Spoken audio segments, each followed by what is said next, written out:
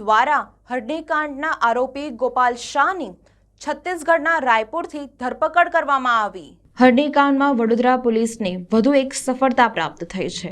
પ્રોજેક્ટના master mind Gopal શાહની ધરપકડ કરવામાં આવી। છત્તીસગઢના રાયપુરથી ગોપાલ શાહ ઝડપાઈ ગયો છે। એસઆઈટીની ટીમે ગોપાલ શાહની ધરપકડ કરી। અયોધ્યા પ્રોજેક્ટમાં કન્સલ્ટન્ટ હતો ગોપાલ શાહ। અયોધ્યાથી રાયપુર ભાગ્યો હતો ગોપાલ શાહ। હરણીકાંડના 18 આરોપીઓમાં ગોપાલ શાહનું પણ નામ છે। ગોપાલ શાહને લઈ પોલીસ રાયપુરથી વડોદરા આવવા માટે રવાના થઈ છે। વીએમસીમાં ટાઉન પ્લાનર રહી ચૂક્યો છે ગોપાલ શાહ। કોટિયા પ્રોજેક્ટને કોન્ટ્રાક્ટ અપાવવામાં ગોપાલ શાહનું ભેજું છે।